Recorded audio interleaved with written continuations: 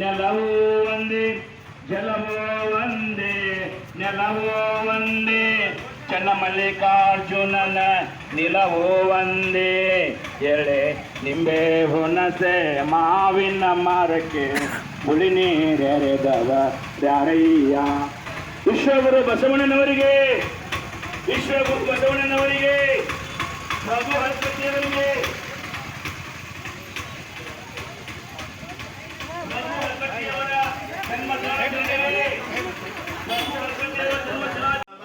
ಲಿಂಗಾಯ ನಮಃ.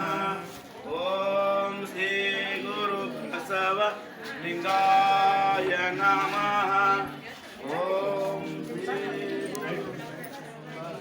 ಚಿಂಚೋಜಿ ವಿಜಯ ಮಹಾಂತ ಸ್ವಾಮಿಗಳಿಗೆ, ಸಿದ್ಧರಿಗೆ ಚಿಂಚೋಜಿ ವಿಜಯ ಮಹಾಂತ ಸ್ವಾಮಿಗಳಿಗೆ, ಪಗು ಹೆಳಕಟ್ಟಿಯವರಿಗೆ, ಪಗು ಹೆಳಕಟ್ಟಿಯವರ ಜನ್ಮ ದಿನಾಚರಣೆಗೆ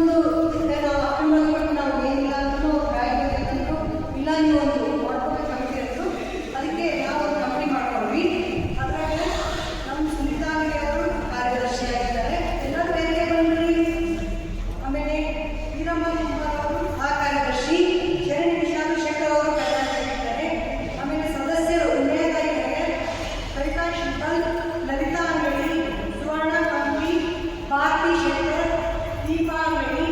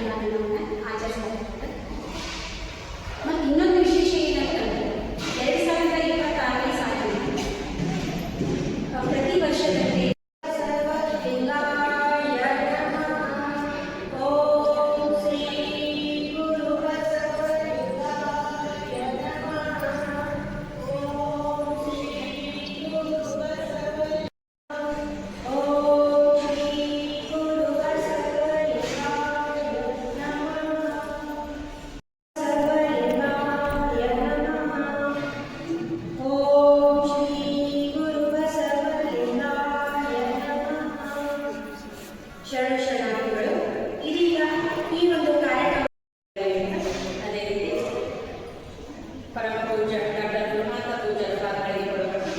ಈ ಒಂದು ವಚನ ಪಿತಾಮಹ ಮಗು ಒಳಗಡೆ ರಾಷ್ಟ್ರೀಯ ಟ್ರಸ್ಟ್ ಡೈಲಾಗ್ ಇವರ ಅಡಿಯಲ್ಲಿ ನಮ್ಮ ಒಂದು ನಿಕ್ಕಲ್ ತಾಲೂಕಾ ಘಟಕದ ಒಂದು ರಚನೆಯನ್ನು ಮಾಡಿ ಆ ಒಂದು ಕಾರ್ಯಕ್ರಮವನ್ನು ಏರ್ಪಡಿಸಿದಂಥ ಮತ್ತು ಮಗು ಒಳಗಟ್ಟಿಯವರ ಜನ್ಮ ದಿನಾಚರಣೆ ಇವತ್ತು ಅದನ್ನು ವಚನ ಸಾಹಿತ್ಯ ಸಂರಕ್ಷಣಾ ದಿನ ಅಂತ ಹೇಳಿ ಆಚರಿಸಿ ಆ ಒಂದು ಕಾರ್ಯಕ್ರಮದ ಅಂಗವಾಗಿ ನೆರವೇರಿದಂಥ ಪೂಜ್ಯರಿ ಮತ್ತು ವೃತ್ತಿಪೂರ್ವಕ ಶರಣ ಇವತ್ತು ವಚನ ಸಾಹಿತ್ಯ ಪಿತಾಮಹ ಅಂತ ಹೇಳ್ತೀವಿ. ಪಿತಾಮಹ ಅನ್ನುವಂಥದ್ದು ಅವರಿಗೆ ಕೊಟ್ಟಂಥ ಒಂದು ಅಭಿನಂದನಾ ಗ್ರಂಥ. ಅದರಲ್ಲಿ ಅವರ ಬಗ್ಗೆ ಎಲ್ಲವನ್ನು ಬರೆದಿದ್ದಾರೆ. ಅಂತಹ ಒಂದು ವಚನ ಪಿತಾಮಹ ಏನು ಶ್ರೀಕಂಠಯ್ಯನವರಿಂದ ವಚನ ಗುಮ್ಮಟ ಅಂತ ಹೇಳಿ ಕರೆಸ್ಕೊಳ್ತಾರೆ.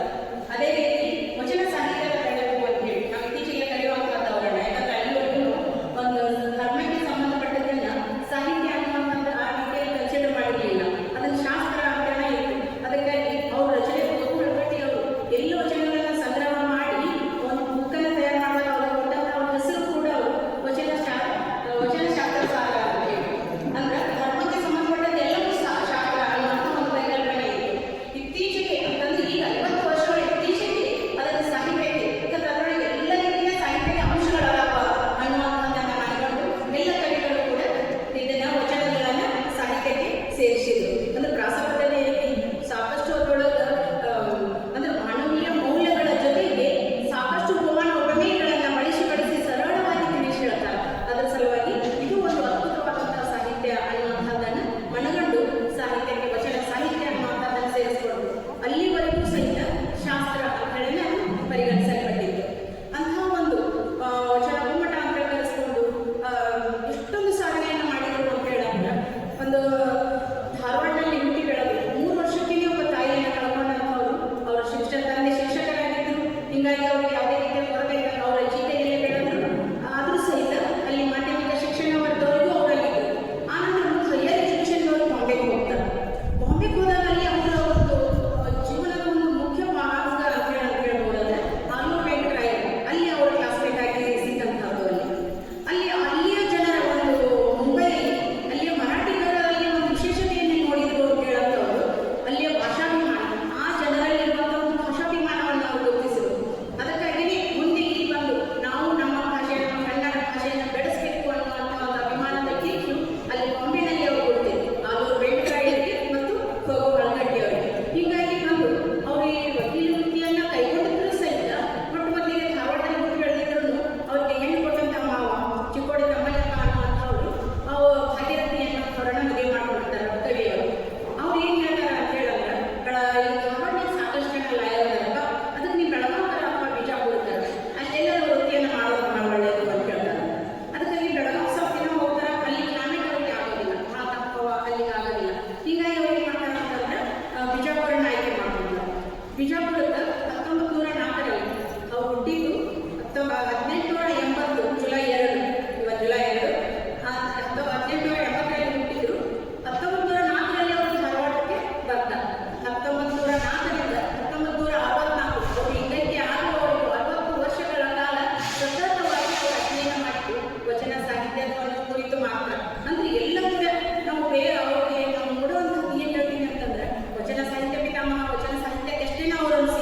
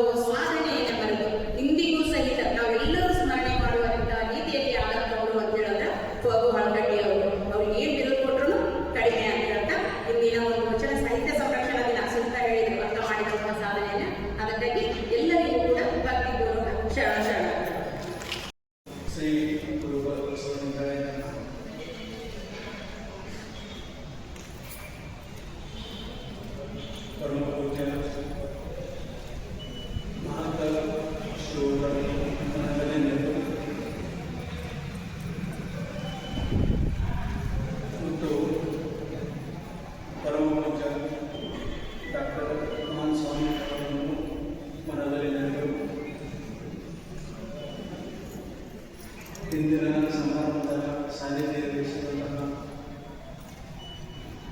ಇತ್ತೀಚೆಗೆ ಡಾಕ್ಟರೇಟ್ ಪದವಿಯನ್ನು ಪಡೆದುಕೊಂಡಂತಹ ಪರಮ ಪೂಜ್ಯ ಗುರುಮಹಾಂತ ಸ್ವಾಮಿ ಕರ್ನಾಟಕದಲ್ಲಿ ಅನಂತ ಅನಂತವನ್ನು ಹೇಳಿ ಇಂದಿನ ಸಮಾರಂಭದ ಅಧ್ಯಕ್ಷತೆ ವಹಿಸಿದಂತಹ ಸಹೋದರಿ ಶರಣಿ ಗಿರಿಜಾ ಶುಗರ್ ಅವರೇ,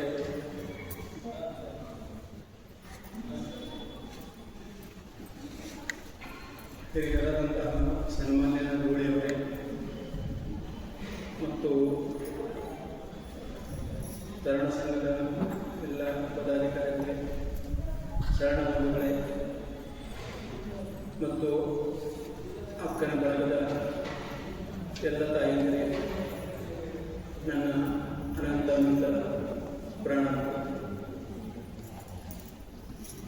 ಇಲ್ಲಿ ನಾನು ನನ್ನ ಉಪನ್ಯಾಸವನ್ನು ಮಾಡಲಿಕ್ಕೆ ಬಂದಿಲ್ಲ.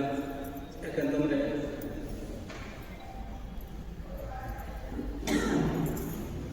ಶರಣ ಶ್ರೀ ರಘು ಹಳಕಟ್ಟಿಯವರ ಬಗ್ಗೆ ಡೀಪಾಗಿ ಅಭ್ಯಾಸ ಮಾಡಿದವರು, ಗಟ್ಟಿಕಾಲ ಅಂಥವರು ಒಂದು ಈ ಸಮಾರಂಭದ ಉದ್ಘಾಟನೆ ಮಾಡ್ತಾರೆ. ಔಚಿತ್ಯ ಭಾಳ ಚೆನ್ನಾಗಿದೆ. ಸಹೋದರಿ ಶರಣಿ ಗಿರಿಜಾ ತಾಯಿಯವರು ನಾನು ಆಸ್ಪತ್ರೆಯಲ್ಲಿ ಚೇಂಬರ್ನಾಗಿದ್ದೆ, ನಾನು ಡಾಕ್ಟರ್ ಚೇಂಬರ್ನಾಗಿದ್ದ ಅವ್ರ ಫೋನ್ ಒಂದು 2 ಸಲ ಎತ್ತಲಿಲ್ಲ. 3ನೇ ಸಲ ನಾವು ಫೋನ್ ಶಾಂತಗಳಾಚಾರ್ಯ ನಾನು ಹೇಳಿದೆ ಇಲ್ಲ. ಸಮಾರಂಭದ ಉದ್ಘಾಟನೆ ಮಾಡುವಷ್ಟು ದೊಡ್ಡ ವ್ಯಕ್ತಿಯಲ್ಲ ನಾನು. ಯಾಕಂದರೆ ಫಾಗು ಹೊರಗಟ್ಟಿಯವರ ಬಗ್ಗೆ ಆಳವಾಗಿ ಅಭ್ಯಾಸ ಮಾಡಿದಂತಹ ಅನೇಕ ಜನರಿದ್ದಾರೆ. ಮೆಡಿಕಲಲ್ಲಿದ್ದಾರೆ ಮತ್ತು ಬೇರೆ ಊರಿನಲ್ಲಿದ್ದಾರೆ. ಅವ್ರನ್ನೂ ಕಳಿಸಿ ಉದ್ಘಾಟನೆ ಮಾಡಿ ನಾ ಸಮಾರಂಭಕ್ಕೆ ಹಾನಿ ಮಾಡಿ ನಿಮಿಷ ಅಂತವರಿಗೆ ಗಿರಿಜಾ ಅಂತ. ಆದರೆ ನಿನ್ನೆ ಮಧ್ಯಾಹ್ನ 2:30 ಗಂಟೆಗೆ ನಮ್ಮ ಮಿಸಸ್ ಮಧ್ಯಾಹ್ನ ಊಟ ಮಾಡಿದ್ದಾರೆ. ಮೊಬೈಲ್ ನೋಡೋದು ಹೊಡಿಯವರಿಗೆ ತಗೊಂಡು ನೋಡ್ತಾ ನಿನ್ನ ಹೆಸರು ಹೇಳಿದ್ದಾರೆ. ಅದರ ಹೆಸರನ್ನು ವಚನ ಪೇತಾಮನ ರಘು ಹಳಕಟ್ಟಿಯವರ ಜನ್ಮದಿನೋತ್ಸವದ ಕಾರ್ಯಕ್ರಮ ಇದೆ. ಅದರ ಹೆಸರು ವಿಕ್ರಮನಾಥ್ ಅವರೇ. ನನ್ನ ಜೀವನದಲ್ಲಿ ಯಾವ ಆಗಬಾರ್ದು ಅಂದ್ಕೊಂಡು ಅನಿಸ್ಕೊಂಡಿದ್ದೇನೆ ಆಗ್ತಾ ಇದೆ. ನಾನು ಸ್ವಲ್ಪ ಸಮಯ ಹೆಚ್ಚಿದೆ ಅಂದರೆ ಮಾತನಾಡಲ್ಲ. ಈಗ ಒಂದು 3 ತಿಂಗಳ ಕೆಳಗೆ ನಮ್ಮ ಹರಿಹರ ಹಿರಣ್ಣ ಮನೆಯ ಓಪನಿಂಗ್ ಆಯಿತು.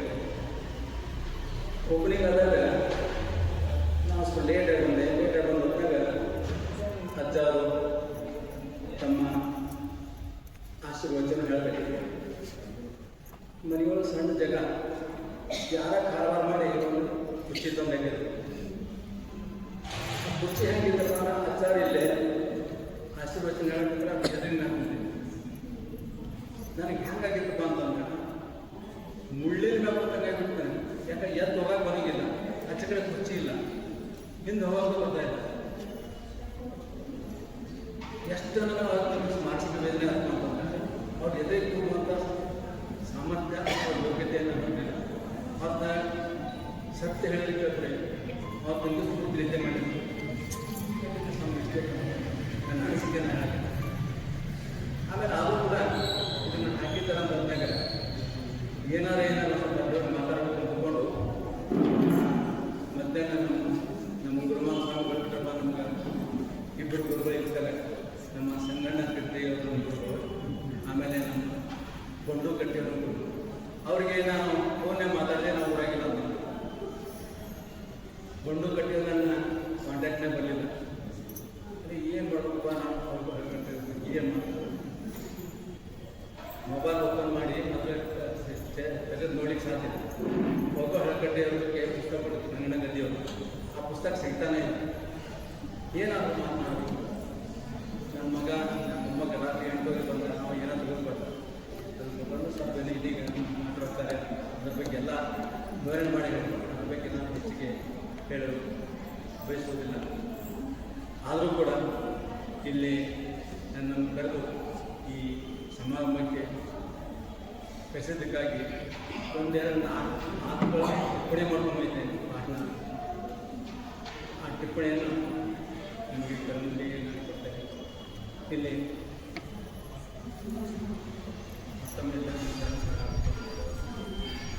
ವಚನ ಸಾಹಿತ್ಯ ಎಂಬುದು ಪ್ರತಿಯೊಬ್ಬ ಶರಣರಿಗೆ ಬೆಳಕಿನ ಬೆಳೆದುಕೊಂಡಿರುವ ಮಹಾ ಸಾಧನೆ. ವಚನ ಸಾಹಿತ್ಯ ಪವಿತ್ರ ಗಂಗೆಯಂತೆ ಯಾರು ಎಷ್ಟು ಬಳಸಿದರೂ ತೀರದ ಅಕ್ಷಯ ಪಾತ್ರೆಯಾಗಿದೆ. 12ನೇ ಶತಮಾನದ ಶರಣರ ಜೀವನ ಹಾಗೂ ಅವರ ಸಾಹಿತ್ಯ ಪ್ರಸ್ತುತ ಸಮಾಜಕ್ಕೆ ಕೈಗನ್ನಡಿಯಾಗಿದೆ. ವಚನಕಾರರಿಂದ ಆದಿ ಚಿಂತಿಸಿದ ದೂರದೃಷ್ಟಿ ಎತ್ತಿ ಹಿಡಿದ ಮಾನವೀಯತೆ ತಿದ್ದಿ ಸಮಾಜ ಶರಣರ ಸಮೃದ್ಧಿಗೆ ಮಾದರಿಯಾಗಿದೆ. ಶರಣರ ವಚನಗಳು ನಡೆ ನುಡಿ ಶುದ್ಧಿ ಮಾಡುವ ಮಂತ್ರಗಳಾಗಿವೆ ಮತ್ತು ನಮ್ಮ ಜೀವನ ಶುದ್ಧ ಮಾಡುವ ಸೂತ್ರಗಳಾಗಿವೆ. ಜ್ಞಾನ ಶುದ್ಧಿ ಭಾವಶುದ್ಧಿ ಸಾಧನೆ ಮಾಡಬೇಕು ಎನ್ನುವರು ನಿತ್ಯ ಶರಣರ ವಚನಗಳನ್ನು ಓದಿ ಜೀವನದಲ್ಲಿ ಅಳವಡಿಸಿಕೊಂಡರೆ ಜೀವನವು ಸುಂದರವಾಗುವುದು, ಮನಸ್ಸು ನಿರಾಳವಾಗುವುದು, ನಿತ್ಯದ ಕ್ರಿಯೆಗಳು ಸಿದ್ಧಿಯಾಗುವುದು. ಇಲ್ಲಿ ಇಂಥ ಮಹಾನ್ ವಚನಗಳನ್ನು ಸಂಗ್ರಹ ಮಾಡಿದಂತಹ ವಚನ ಪಿತಾಮಹ ಶರಣ ಸಾಹಿತ್ಯದ ಹೊರಗಟ್ಟೆಯವರು ಸಂಗ್ರಹಿಸಿ ವಚನ ಸಾಹಿತ್ಯ ಸಂಶೋಧನೆ ಮಾಡಿ ಪ್ರಚಾರ ಮಾಡಿ ವಚನ ಸಾಹಿತ್ಯಕ್ಕೆ ತಮ್ಮ ಜೀವನಕ್ಕೆ ಮುಡುಪಾಗಿ ವಚನ ಸಾಹಿತ್ಯವನ್ನು ಕೊಟ್ಟು ಮನಕೊಡದ ಉದ್ಧಾರ ಮಾಡಿದರು. ಅವರ ವ್ಯಕ್ತಿತ್ವ ಎತ್ತರವಾದದ್ದು, ಅವರ ಜೀವನ ಪ್ರತಿಷ್ಠಿತ ಮನೆತನದಲ್ಲಿ 1880 ಧಾರವಾಡದಲ್ಲಿ ಅವರು ಮುಂಬೈಯ ಸೇಂಟ್ ಜೇವಿಯರ್ಸ್ ಕಾಲೇಜಿನಲ್ಲಿ ತಮ್ಮ ಡಿಗ್ರಿ ಮಾಡಿ ಒಂದು ವಿಶೇಷ ಏನಪ್ಪ ಅಂದರೆ ಡಿಗ್ರಿ ಮಾಡಬೇಕಾಗ್ತಂತ ಈ ವಚನ ಸಾಹಿತ್ಯವನ್ನು ಸಂಗ್ರಹ ಮಾಡಬೇಕಾಗ್ತಂದ್ರೆ ಸ್ವಲ್ಪ ಆರ್ಟ್ಸ್ ಬೇಸ್ ಇರಬೇಕು, ಕನ್ನಡ ಬಗ್ಗೆ ನಾಲೆಜ್ ಇರಬೇಕು. ಅವ್ರು ಏನು ಮಾಡಿದ್ರು, ಸೇಂಟ್ ಜೇವಿಯರ್ಸ್ ಕಾಲೇಜಿನಲ್ಲಿ ಫಿಸಿಕ್ಸ್ ಕೆಮಿಸ್ಟ್ರಿ ಸಬ್ಜೆಕ್ಟ್ ಓದಿದ್ರು. ವಿಚಿತ್ರ ಅಂದರೆ ಫಿಸಿಕ್ಸ್ ಕೆಮಿಸ್ಟ್ರಿಗೆ ಮತ್ತು ವಚನ ಸಾಹಿತ್ಯಕ್ಕೆ ಏನೋ ಸಂಬಂಧ ಇಲ್ಲ. ಆದರೂ ಫಿಸಿಕ್ಸ್ ಕೆಮಿಸ್ಟ್ರಿ ಓದಿ ಮುಂದೆ ಅವರೇನು ಮಾಡಿದ್ರು, MA ಕನ್ನಡ ಮಾಡಲಿಕ್ಕೆ ಹೋದರು. ಯಾವುದೇ ಕಾರಣದಿಂದ ಅವ್ರಿಗೆ MA ಕನ್ನಡ ಮಾಡೋದಾಗಲ್ಲ. ಮುಂದೆ ಅವರೇನು ಮಾಡಿದ್ರು, ಎಲ್ಲರಿಗೂ ನಮ್ಮ ವಕೀಲ ವೃತ್ತಿಯನ್ನು ಪ್ರಾರಂಭಿಸಿದರು. ವಕೀಲ ವೃತ್ತಿ ಪ್ರಾರಂಭಿಸಿದಾಗ ಅವರ ಶ್ರೀಮತಿಯವರ ಊರವರ ಉಪಯೋಗವಾಗಿ ಬಿಟ್ಟರು. ಅಲ್ಲಿ ಯಾವುದೇ ಕಾರಣಕ್ಕಾಗಿ ಬರದೆ ಉಳಿಯದೆ ಬೆಳಗಾವಿ ಹೋದರು. ಬೆಳಗಾವಿದಾಗ ಅತಿ ಮಳೆ ಇರ್ತಿತ್ತವಾಗ, ಈಗಲೂ ಇದೆ. ಅಲ್ಲಿ ಅವರಿಗೆ ಆರೋಗ್ಯ ಸರಿಯಾಗಿ ಮುಂದೆ ಬಿಜಾಪುರ ಬಂದು ತಮ್ಮ ಈ ಮುಂದಿನ ವಕೀಲ ವೃತ್ತಿಯನ್ನು ಪ್ರಾರಂಭಿಸಿದರು. ಅವರು 1904ರಿಂದ 1964ರವರೆಗೆ ಬಿಜಾಪುರದಲ್ಲಿ ಸಮಾಜ ಸೇವಕರಾಗಿ ತಮ್ಮ ಜೀವನವನ್ನು ಮುಂದುವರಿಸಿದರು. ವಚನಗಳನ್ನು ಸಂಗ್ರಹಿಸಿ ತಿದ್ದುಪಡಿ ಮಾಡಿ 1925ರಲ್ಲಿ ಸುಮಾರು 10,000ಕ್ಕಿಂತ ಹೆಚ್ಚು ವಚನಗಳನ್ನು ಸಂಗ್ರಹಿಸಿ ಗ್ರಂಥರೂಪದಲ್ಲಿ ತಂದರು. ಅವರು ಶಿವಾನುಭವ ಎಂಬ ಪಾತ್ರಕೆಯನ್ನು ಹುಟ್ಟುಹಾಕಿದರು. ಮನೆ ಮನೆಗೆ ವಚನ ಹುಟ್ಟುವಂತೆ ಶ್ರಮ ವಹಿಸಿದರು. 1910ರಲ್ಲಿ BRD ಸಂಸ್ಥೆಯನ್ನು ಹುಟ್ಟುಹಾಕಿದರು. 1912ರಲ್ಲಿ ಸಿದ್ದೇಶ್ವರ ಬ್ಯಾಂಕ್ ಸಿದ್ದೇಶ್ವರ ಶಾಲೆಯನ್ನು ಹುಟ್ಟುಹಾಕಿದರು. ಆಮೇಲೆ ಕರ್ನಾಟಕ ಯೂನಿವರ್ಸಿಟಿ ಅವರಿಗೆ ಡಾಕ್ಟರೇಟ್ ಪದವಿ ಪ್ರದಾನ ಮಾಡಿದರು. ಇಲ್ಲಿ ಡಾಕ್ಟರೇಟ್ ಪ್ರದಾನ ಪದವಿ ಮಾಡಿದಾಗ ಒಂದು ಘಟನೆ ನಡೆಯಿತು. ಎಲ್ಲ ಸಮಾರಂಭ ಮುಗಿದಾಗ ಆಗಿನ ರಾಜ್ಯಪಾಲರು ಎಲ್ಲರೂ ಊಟದ ಏರ್ಪಾಡು ಮಾಡಿದರು. ಆವಾಗ ಸದಾಶಿವ ಒಡೆಯರು ಸಭೆ ರಿಜಿಸ್ಟರ್ ಆಗಿದ್ದರು. ಅವ್ರೇನು ಹೇಳಿದರು, ಇಲ್ಲ ನೀವು ಎಲ್ಲರೂ ಊಟ ಕೊಡೋದಿದೆ, ನಿಮ್ಮ ಕೋಟು ಮತ್ತು ರುಮಾಲ್ ತೆಗೆದು ಇಡ್ರಿ ಅಂತ ಹೇಳಿದರು. ಅವ್ರೇನು ಮಾಡಿದ್ರು, ಒಂದು ರೂಮ್ನಾಗ ಕರ್ಕೊಂಡು ಹೋದರು. ಸದಾಶಿವ ಒಡೆಯರನ್ನ ಕರ್ಕೊಂಡೋಗಿ ತಮ್ಮ ರುಮಾಲ್ ತೆಗೆದಿಟ್ಟರು, ಕೋಟ್ ಬೆಚ್ಚಿದ್ರು. ಒಳಗೆಲ್ಲ ಹರಕಾಗಿ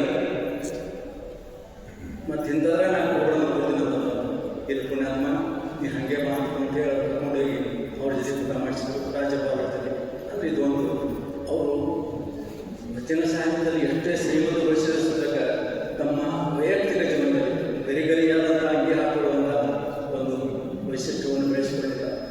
ಅವರ ಈ ವಚನ ಸಾಹಿತ್ಯವನ್ನು ಸಂಗ್ರಹ ಮಾಡುವ ಜೊತೆಗೆ ವಚನ ಸಾಹಿತ್ಯವನ್ನು ಮುದ್ರಣ ಮಾಡುವುದರಲ್ಲಿ ಕೂಡ ಸಾಕಷ್ಟು ಶ್ರಮಿಸಿದರು. ಆ ಮುದ್ರಣ ಮಾಡುವಾಗ ಅವರಿಗೆ ಆರ್ಥಿಕ ಪರಿಸ್ಥಿತಿ ಬಂದರು. ಆರ್ಥಿಕ ಪರಿಸ್ಥಿತಿ ಬಂದಾಗ ಅವರು ತಮ್ಮ ಧಾರವಾಡದಲ್ಲಿ ತಮ್ಮ ಮನೆಯನ್ನು ಕೂಡ ಮಾಡಿದರು. ಅಂಥ ಶ್ರೇಷ್ಠ ಫಗು ಹಳಗಟ್ಟಿಯವರ ಜನ್ಮದಿನೋತ್ಸವವನ್ನು ಎಂದು ನಾವು ಆಚರಿಸ್ತಾ ಇದ್ದೇವೆ.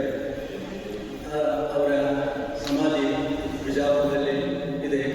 ಶಿವಲಿಂಗದ ಮೇಲೆ ನಾವು ಹಾಳಾಡ್ಕೊಂಡಾಗ ನಾವು ನಿಂತಿರ್ಕೊಂಡಾಗ ನಾವು NCC ಕ್ಯಾಂಪ್ ಕೂಡ ಅಂತಂದ್ರೆ ಆ ಶಿವಲಿಂಗದ ಮೇಲೆ ಏನಿದೆ ಅಂತಂದ್ರೆ ವಚನದ ಕಟ್ಟಿರ್ತಾರೆ. ಸುಮಾರು ವರ್ಷಗಳ ಅವರು ಬಿಜಾಪುರದಲ್ಲಿ ಕಟ್ಟಿಯವರ ವಚನ ಸಾಹಿತ್ಯದ ಬಗ್ಗೆ ಸಂಶೋಧನೆ ಮಾಡುವಂಥ ಕೆಲಸ ಮಾಡ್ತಾರೆ. ಇವತ್ತಿಗೂ ಬಿಜಾಪುರದಲ್ಲಿ ಆ್ಯಕ್ಟಿವ್ ಒಂದು ಸಂಸ್ಥೆ ಇದೆ. ಇನ್ನು ಅಕ್ಕನ ಬಳಗ, ನಾವು ಹೈಸ್ಕೂಲ್ ಓದುವಾಗ ನಮ್ಮ ಕೌಶೆಟ್ಟಿಯವರ ತಾಯಿಯವರು, ನಮ್ಮ ಹರಿಹರ ವೀರಣ್ಣವರ ತಾಯಿಯವರು ಸಾಕಷ್ಟು ಮಂದಿ ಬರ್ತಿದ್ದರು. ಅವಾಗ ಚಂದ ಅವಾಗ ಎಷ್ಟು ಚಂದ, 2 ರೂಪಾಯಿ ಅಥವಾ 5 ರೂಪಾಯಿ ಮನೆ ಆಡ್ತಿದ್ರು. ಅವಾಗ ಈಗಿನಂತೆ ಅವರಿಗೂ 10 ವರ್ಷ ಕಾಲ ಗಾಂಧಿ ಅಂಥದ್ರೊಳಗೆ ಕೂಡ ಮನೆ 2 ರೂಪಾಯಿ 5 ರೂಪಾಯಿ ಲೆಕ್ಕ ಮಾಡಿ ಕಟ್ಟಾಡಿದ್ರು. ಅದನ್ನು ಇವತ್ತು ಹಿಂದಿನ ಅಕ್ಕನ ಬಳಗದ ಸದಸ್ಯರು ಹೆಮ್ಮರವಾಗಿ ಬಳಸಿ ಆ ಅಕ್ಕನ ಬಳಗವನ್ನು ಇಲ್ಕಲ್ಲಲ್ಲಿ ಒಂದು ದೊಡ್ಡ ಸಂಸ್ಥೆಯಾಗಿ ಬೆಳವಣಿಗೆ ಮಾಡಿದರು. ಅವರಿಗೆಲ್ಲರಿಗೂ ನಾನು ಮಾಡ್ತೇನೆ. ಇಲ್ಲಿ ಅಕ್ಕಮಾದೇವಿ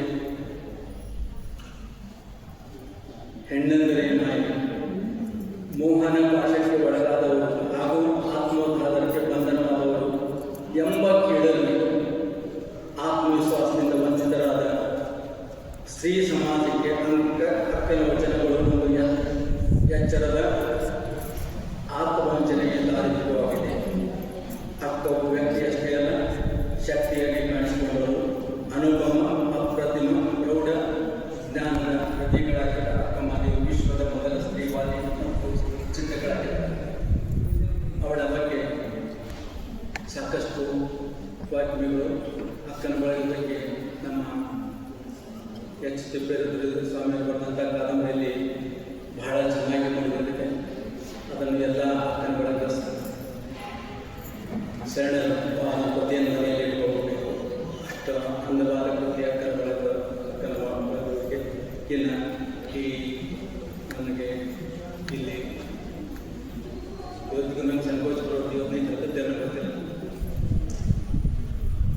ಶ್ರೀಯುತರ ಮತ್ತು ಪಕ್ಕದಲ್ಲಿ ಇಟ್ಕೊಂಡು ಈ ಉದ್ಘಾಟನೆ ಸಮಾರಂಭ ಮಾಡುವಂಥ ಒಂದು ಕಲ್ಪನೆ ಮಾಡಿಕೊಟ್ಟದ್ದಕ್ಕಾಗಿ, ಒಂದು ಅವಕಾಶ ಮಾಡಿಕೊಟ್ಟದ್ದಕ್ಕಾಗಿ ಇಲ್ಲಿ ಅಕ್ಕನ ಬಳಗದ ಎಲ್ಲ ಸಹೋದರಿಗೆ, ತಾಯಂದರಿಗೆ ಮತ್ತು ಜಯಮಂತೇಶ್ವರ ಸಂಘದ ಎಲ್ಲ ಪದಾಧಿಕಾರಿಗಳಿಗೆ ಮತ್ತು ಇದರ ಸಂಘಟಕರಿಗೆ ನನ್ನ ಅನಂತ ಧನ್ಯವಾದ ಹೇಳ್ತೇನೆ. ಕೊನೆಗೆ ಒಂದು ನಮ್ಮ ಗುರುಮಾನ್ ಸ್ವಾಮಿಗಳು ಬಂದು ತಮ್ಮ ವಚನ ಸಂಗ್ರಹ ಮಾಡಿದರು. ವಚನ ಸಂಗ್ರಹದಲ್ಲಿ ಒಂದು ಮಾದರಿ ಒಮ್ಮಶೆಟ್ಟಿ ಕಲ್ಯಾಣ ಮಂಟಪ ಉದ್ಘಾಟನೆ ದಿವಸ ಬಿಡುಗಡೆ ಆಯಿತು. ಅದರಲ್ಲಿ ಒಂದು ಮಾತು ಹೇಳ್ತಾರೆ, ಏನಂದ್ರೆ ವಚನಗಳನ್ನು ಬರೀ ಓದೋದಲ್ಲ, ಮನಸ್ಸಿನಲ್ಲಿ ಅಳವಡಿಸಬೇಕು ಮತ್ತು ಓದುವಂತೆ ಪ್ರೇರೇಪಿಸಬೇಕು ಅಂದ್ಕೊಂಡು ಒಂದು ಪದ್ಯ ಬರೆಯುತ್ತಾರೆ. ಅದನ್ನು ನಾನು ಕಾಪಿರೇಟ್ ಮಾಡ್ತೀನಿ. ನಾನು ತಮ್ಮ ಹೆಸರಿಗೆ ನಿವೇದನೆ ಮಾಡ್ತೇನೆ. ಪೂಜ್ಯ ಶ್ರೀ ಡಾಕ್ಟರ್ ಗುರುಮಾನ್ ಸ್ವಾಮಿಗಳವರ ಸದಾಶಿವ ದುಂಬಿ ಪರಿಮಳವ ಬಯಸುವಂತೆ, ಕೋಗಿಲೆ ಮಾಮರವ ಬಯಸುವಂತೆ, ಇರುವೆ ಮಧುರವ ಬಯಸುವಂತೆ, ಎನ್ನಮನ ಬಸವಾದಿ ಶರಣರ ವಚನಗಳ ಬಯಸುವಂತೆ, ಸಮಾಜ ಪ್ರಿಯ ವಿಜಯ ಮಹೇಶ್ವರರಿಗೆ ನಿಮ್ಮೂರ ವಚನಗಳನ್ನು ಆಸ್ವಾದನೆಯ ಕರುಣಿಸಯ್ಯ ಅಂದ್ಕೊಂಡು ಹೋಗಬೇಕಂತ. ಅಂದರೆ ನಾವು ವಚನವನ್ನು ಓದ್ತಾನೆ ಇದ್ದೀವಿ, ಅದನ್ನು ನಮ್ಮ ಜೀವನದಲ್ಲಿ ಅಳವಡಿಸ್ಬೇಕಾಗುತ್ತೆ. ವಚನವನ್ನು ಓದ್ತಾರೆ. ಈ ಜೈನ ಧರ್ಮದಲ್ಲಿ ಗುರುಗಳು ಬರ್ತಾರೆ, ಹೇಳ್ತಾರೆ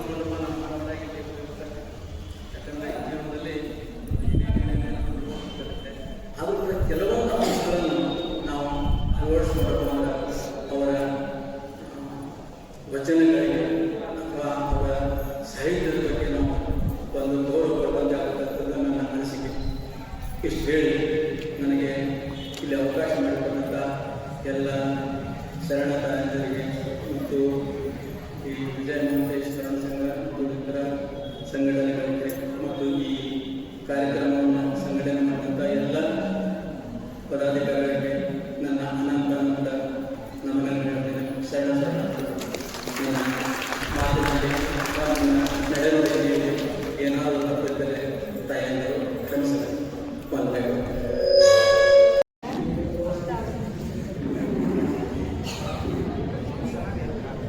ಓಂ ಶ್ರೀ ಗುರು ಬಸವಲಿಂಗಾಯ ನಮಃ. ಓಂ ಶ್ರೀ ಗುರು ಬಸವಲಿಂಗಾಯ ನಮಃ. ಓಂ ಶ್ರೀ ಗುರು ಬಸವಲಿಂಗಾಯ ನಮಃ. ಓಂ ಶ್ರೀ ಗುರು ಬಸವಲಿಂಗಾಯ ನಮಃ. ಓಂ ಶ್ರೀ ಗುರು ಬಸವಲಿಂಗಾಯ ನಮಃ. ಓಂ ಶ್ರೀ ಗುರು ಬಸವಲಿಂಗಾಯ ನಮಃ. ಓಂ ಶ್ರೀ ಗುರು ಬಸವಲಿಂಗಾಯ ನಮಃ. ಇಂದಿನ ಪ್ರಸಾದ ವ್ಯವಸ್ಥೆಯನ್ನು ಶರಣೆ ವಿಶ್ವಕಾಯಿ ಶುಭಗಳು ಮಾಡಿಸಿದ್ದಾರೆ.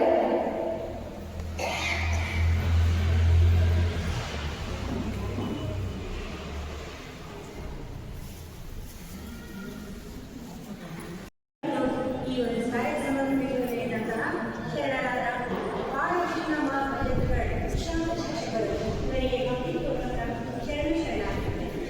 ಬಾಲಕೃಷ್ಣ ಶ್ರೀ ಗಜೇಂದ್ರಗಳು ಅಪ್ಪನವರಿಗೆ ಡಾಕ್ಟರೇಟ್ ಪದವಿ ಸಲ್ಲಿಸಿದ್ದಕ್ಕಾಗಿ ಅವರಿಗೆ ಗೌರವ ಸತ್ಕಾರವನ್ನು ಈ ವೇದಿಕೆ ಪರವಾಗಿ ಮಾಡಿದ್ದಾರೆ.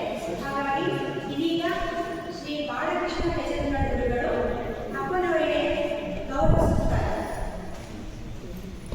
ಓಂ ಶ್ರೀ ಗುರು ಬಸವಲಿಂಗಾಯ ನಮಃ. ಓಂ ಶ್ರೀ ಗುರು ಬಸವಲಿಂಗಾಯ ನಮಃ. ಓಂ ಶ್ರೀ ಗುರು ಬಸವಲಿಂಗಾಯ ನಮಃ. ಓಂ ಶ್ರೀ ಗುರು ಬಸವಲಿಂಗಾಯ ನಮಃ. ಓಂ ಶ್ರೀ ಗುರು ಬಸವಲಿಂಗಾಯ. ತನು ಮನ ಧನದಿಂದ ಸಾರ್ಥಕ ಸೇರಬೇಕು. ಸಸಿಯಾಗಿ ಪ್ರಾರಂಭವಾಗಿರುವ ನಮ್ಮ ಅಕ್ಕನಗಳು ಇಂದು ನಮ್ಮ ಲೋಕವಿಯಲ್ಲಿ ಬೆಳೆಯುತ್ತಿದೆ ಎಂದರೆ ಇದಕ್ಕೆ ಪರಮ ಪೂಜ್ಯ ಶ್ರೀ ವಿಜಯ ಮಹಾತ್ಮನವರ ಆಶೀರ್ವಾದ ಹಾಗೂ ಎಲ್ಲ ಹಿರಿಯ ತಾಯಂದಿರ ನಿಸ್ವಾರ್ಥ ಸೇವೆಯೇ ಕಾರಣವೆಂದು ಹೇಳಬಹುದು. ಅಂತಹ ಎಲ್ಲ ಆತ್ಮಸ್ವರೂಪಿಗಳಾದಂತಹ ತಾಯಂದಿರಿಗೆ ಇದೀಗ ಈ ವೇದಿಕೆ ಪರವಾಗಿ ಗೌರವ ಸತ್ಕಾರ. ನಾನು ತಾಯಂದಿರ ಹೆಸರುಗಳನ್ನು ಹೇಳ್ತೀನಿ. ಆಗ ನಾವು ವೇದಿಕೆಗೆ ಆಗಮಿಸಿ ಈ ಒಂದು ಸತ್ಕಾರವನ್ನು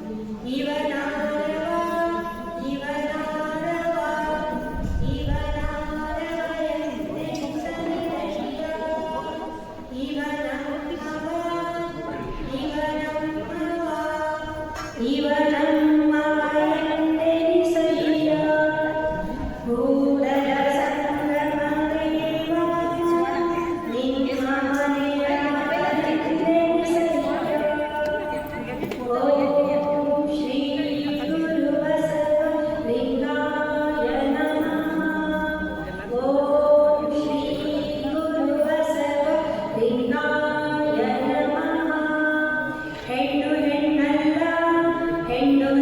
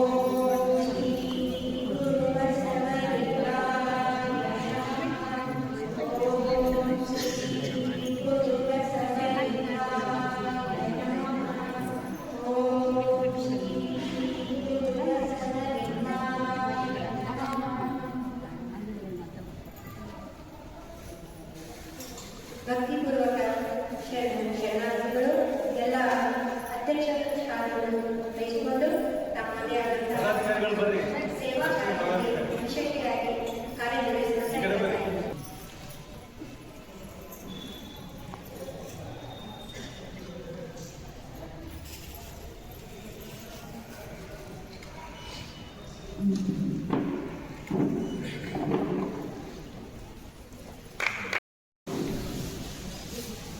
ಮಾತುಶ್ರೀ ಅನುಸೂಯ ಅಂಗಡಿ ಇವರ ಪರವಾಗಿ ಮಾತುಶ್ರೀ ಜ್ಯೋತಿ ಅಡ್ಡಿ ನೀ ಎಡಿಟ್ ಮಾಡಿ ಹಾಕಿದ್ದಲ್ಲ. ಸೇವೆ ಸಲ್ಲಿಸಿದಂತಹ ಅಕ್ಕಪಕ್ಕದ ಕಾರ್ಯದರ್ಶಿಗಳಿಗೆ ಮತ್ತು ಖಜಾಂಚಿಗಳಿಗೆ ಮಾತುಶ್ರೀ ಅನುಸೂಯ ಅಂಗಡಿ ಅವರ ಪರವಾಗಿ ಮಾತುಶ್ರೀ ಜ್ಯೋತಿ ಅಡ್ಡಿ, ಮಾತುಶ್ರೀ ದಾಕ್ಷಾಯಣಿ ಮಾತುಶ್ರೀ ಅನುಪಮಾ ಶೆಟ್ಟಿ, ಮಾತುಶ್ರೀ ಸವಿತಾ ಶೆಟ್ಟಿ, ಮಾತುಶ್ರೀ ರಾಜೇಶ್ವರಿ ಹರಿಹರ್, ಮಾತುಶ್ರೀ ದಾನಮ್ಮ ಅಂಗಡಿ, ಮಾತುಶ್ರೀ ಮಹಾಂತಮ್ಮ ಸುಂಡಿ, ಮಾತುಶ್ರೀ ವಿಶಾಲಾಕ್ಷಿ ಶಂಕರ್, ಮಾತುಶ್ರೀ ರಾಜೇಶ್ವರಿ ಶೋಭಾ. ಈ ಎಲ್ಲ ತಾಯಂದಿರು ವೇದಿಕೆಗೆ ಆಗಮಿಸಿ ಈ ವೇದಿಕೆಯ ಪರವಾಗಿ ಗೌರವ ಸತ್ಕಾರವನ್ನು ಸ್ವೀಕರಿಸಿಕೊಳ್ಳಬೇಕು.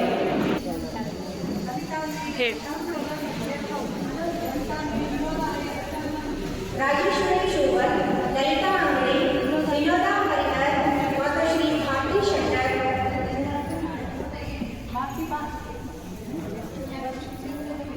ಶೋಭನ್, ಮಾತುಶ್ರೀ ಪ್ರತಿಭಾ ಅಲಿಕಾವಿ, ಮಾತುಶ್ರೀ ಶಾರದಾ ಸಜ್ಜನ್.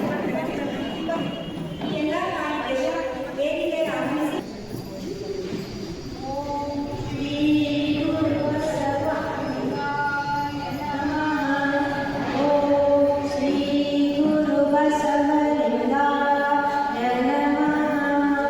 ಓಂ ಶ್ರೀ ಗುರು ಬಸವಲಿಂಗಾಯ ನಮಃ. ಓಂ ಶ್ರೀ ಗುರು ಬಸವಲಿಂಗಾಯ ನಮಃ.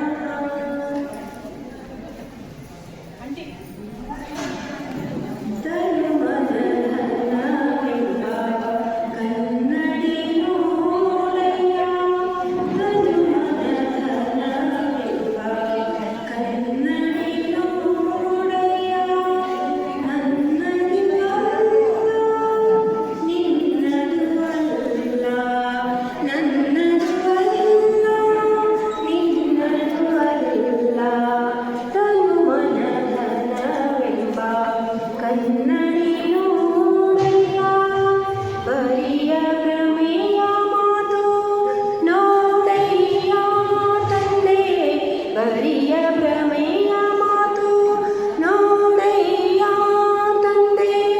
ಆ ಭ್ರಮೆಯೊಳಗೆ ಗುರು ನಿಮ್ಮ ಚರಣವ, ಆ ಭ್ರಮೆಯೊಳಗೆ ಗುರು ನಿಮ್ಮ ಚರಣವ. ಬಿಡೆನ ಕೂಡಲ ಸಂಗಮ ದೇವಾ, ಬಿಡೆನ ಕೂಡಲ ಸಂಗಮ ದೇವಾ. ತನು ಮನ ಧನವೆಂಬ ಕನ್ನಡಿ ನೋಡಯ್ಯ. ಓಂ ಶ್ರೀ ಗುರು ಬಸವಲಿಂಗಾಯ ನಮಃ. ಓಂ ಶ್ರೀ ಗುರು ಬಸವಲಿಂಗಾಯ ನಮಃ.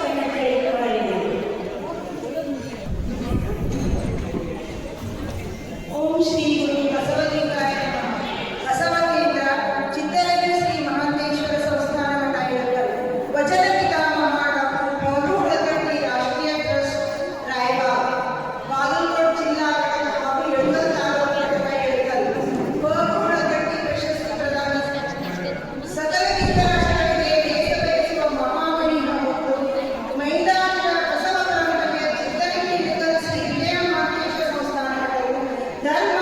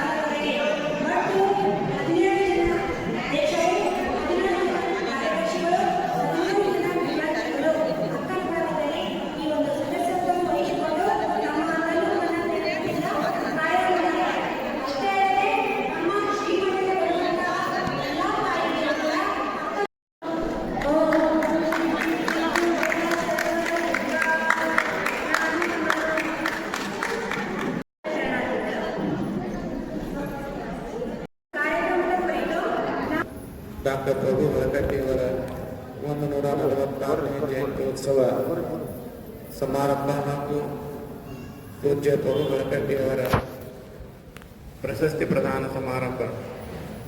ಈ ಸಮಾರಂಭದ ಅಧ್ಯಕ್ಷತೆಯನ್ನು ವಹಿಸಿದ ಮಾತುಶ್ರೀ ಈ ವಚನ ಪಿತಾಮಹ ಹೊಳಕಟ್ಟಿ ಸ್ಮಾರಕದ ತಾಲೂಕು ಘಟಕ ಅಧ್ಯಕ್ಷರಾದ ಮಾತುಶ್ರೀ ಗಿರಿಜಾತಾಯಿ ಶುಭಲ್ಲವ್ ಅವರಲ್ಲಿ, ಮುಖ್ಯ ಅತಿಥಿಗಳಾದಂಥ ನಮ್ಮ ನಗರದ ಹಿರಿಯ ಅನುಭಾವಿ ಶಿಕ್ಷಕರಾದಂಥ ನಮ್ಮ ಶ್ರೀಯುತ ಬಾಲಕೃಷ್ಣ ಗಜೇಂದ್ರ ಶರಣರಲ್ಲಿ ಭಕ್ತಿಯಿಂದ ಶರಣೆಂದು, ಇಲ್ಲಿ ನೆರೆದಿರುವ ಎಲ್ಲ ಪೂಜ್ಯ ಅಕ್ಕರ ಬಳಗದ ಎಲ್ಲ ತಾಯಂದಿರಲ್ಲಿ ಮತ್ತು ಶರಣರಲ್ಲಿ ಭಕ್ತಿಯ ಶರಣಾರ್ಥಿಗಳು.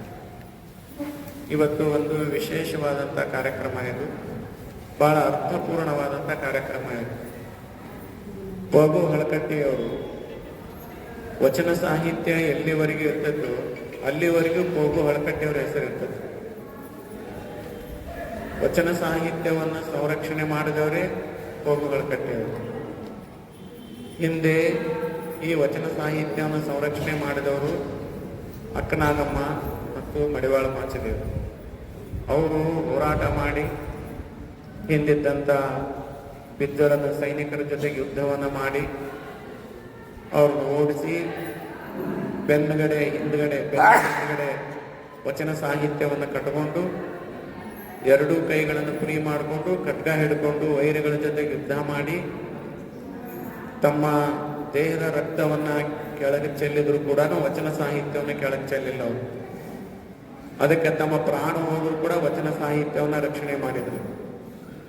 ವಚನ ಸಾಹಿತ್ಯ ಇದು ಉಳಿದ್ರೆ ಇದು ನಮ್ಮ ಮೂಢನಂಬಿಕೆ, ಕಂದಾಚಾರಗಳು, ಇವು ಮಾಯಕವೇ, ಪೆಟ್ಟು ಬೀಳುತ್ತೆ ಅನ್ನೋದು ಅವತ್ತೇ ಗೊತ್ತಿತ್ತವ್ರಿಗೆ, 12ನೇ ಶತಮಾನದಲ್ಲೇ ಗೊತ್ತಿತ್ತವ್ರಿಗೆ. ಅದಕ್ಕಾಗಿ ಅಕಸ್ಮಾತ್ ಯಾರಾದರೂ ಶರಣರು ಉಳಿದ್ರು ಉಳಿಲಿ, ಆದ್ರೂ ಒಂದು ಪೀಸು ವಚನ ಸಾಹಿತ್ಯ ಉಳಿಬಾರದು ಅನ್ನೋದು ಅವ್ರಿಗೆ ಗುರಿಯಾಗಿತ್ತು.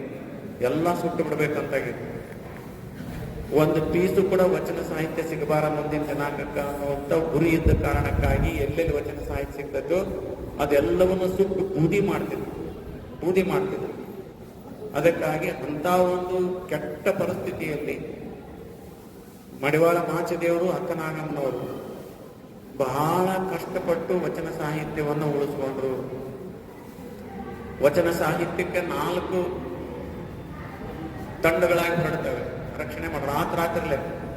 ಯಾವಾಗ ಜನರಲ್ ಮೆಸಕರ ಆರ್ಡರ್ ಕೊಡ್ತಾರೋ, ಶರಣರ ಸಾರ್ವಜನಿಕ ಹತ್ಯೆ ಮಾಡ್ಬೇಕಂತ ತಿಳ್ಕೊಂಡು ಹೇಳಿ ಆರ್ಡರ್ ಕೊಡ್ತಾರೋ, ಅವಾಗ ಶರಣರ ಹೆಸರಾಗಿ ನಾನು ವಚನ ಸಾಹಿತ್ಯ ಸುಡ್ತಾರನ್ನು ಸುಳಿ ಗೊತ್ತಾದ್ಮೇಲೆ ಎಷ್ಟು ಬೇಕಷ್ಟು ವಚನ ಸಾಹಿತ್ಯವನ್ನು ತಮಗೆ ಎಷ್ಟು ನೆಗುತ್ತೋ ಅಷ್ಟು ವಚನ ಸಾಹಿತ್ಯವನ್ನು ಬೆನ್ನಿ ಕಟ್ಕೊಂಡು ರಾತ್ರಿಗೆ ಒಂದು 4 ತಂಡವಾಗಿ ಹೊರಡ್ತಾರೆ. ಒಂದು ಶ್ರೀಶೈಲ ಕಡೆ ಹೊರಡ್ತಾರೆ, ಒಂದು ರಾಧ ಕಡೆ ಹೊರಡ್ತಾರೆ, ಒಂದು ಉಳಿವಿ ಕಡೆ ಹೊರಡ್ತಾರೆ. ಹಿಂಗೆ 4 ತಂಡವಾಗಿ ಶರಣರು ಎದಕ್ಕೆ ಹೊರಡ್ತಾರೆ ಅಂತಂದ್ರೆ ಅವರು ತಮ್ಮ ಪ್ರಾಣವನ್ನ ರಕ್ಷಣೆ ಮಾಡ್ಕೊಳ್ಳಿಕ್ಕೆ ಹೊರಡಕ್ಕಿಲ್ಲ. ಅವರು ವಚನ ಸಾಹಿತ್ಯವನ್ನು ರಕ್ಷಣೆ ಮಾಡಲಿಕ್ಕೆ, ಅಕಸ್ಮಾತ್ ನಾವು ಇಲ್ಲೇ ಇದ್ದು ವಚನ ಸಾಹಿತ್ಯ ಎಲ್ಲ ಸುಟ್ಟು ಹಾಕ್ತಾರೆ. ಅವರು ವಚನ ಸಾಹಿತ್ಯವನ್ನು ರಕ್ಷಣೆ ಮಾಡಬೇಕು ಅನ್ನೋಂಥ ಕಾರಣಕ್ಕಾಗಿ ಅವರು ರಾತ್ರಿಲೇ ಬೆನ್ನಿಂದೆ ವಚನ ಸಾಹಿತ್ಯವನ್ನು ಕಟ್ಕೊಂಡು 4 ತಂಡ ಒಂದೇ ದಿಕ್ಕಿಗೆ ಹೋದ್ರೆ ಅಕಸ್ಮಾತ್ ಒಂದೇಳಿ ಅವ್ರು ಬೆನ್ನು ಹತ್ತಿದ್ರೆ ಅಲ್ಲಿ ಸುಡ್ತಾರ ಬಾ ಅಂತ 4 ದಿಕ್ಕಿಗೆ ಹೋಗ್ಬಿಡ್ತಾರೆ ಕಟ್ಕೊಂಡು.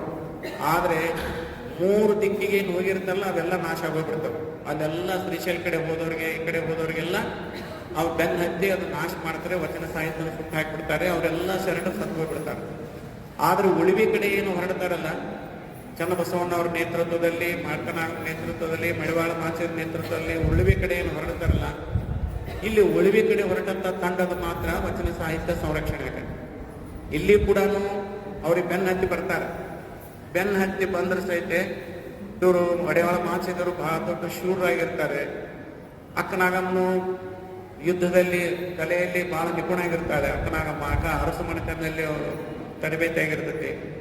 ಹಿಂಗಾಗಿ ಅವರಿರ್ತಕ್ಕಂಥ ಜೊತೆಗೆ ಶರಣರು ಕೂಡ ಅವರು ಕೂಡ ಬಹಳ ಹೋರಾಟ ಮಾಡಿ ಅವ್ರನ್ನ ಬಿದ್ದಳ ಸೈನಿಕರನ್ನು ಹೊಡೆದೋಡಿಸಿ ಕೆಲವು ಮಂದಿ ಶರಣರು ಇಲ್ಲೇ ಲಿಂಗದೊಳಗೆ ಹಾಕ್ತಾರೆ. ಇಲ್ಲೇ ಮಡಿವಾಳ ಮಾಚಿದೇವರು ಇಲ್ಲೇ ಕೊಡಚೆಯಲ್ಲೇ ಲಿಂಗದೊಳಗೆ ಹಾಕ್ತಾರೆ.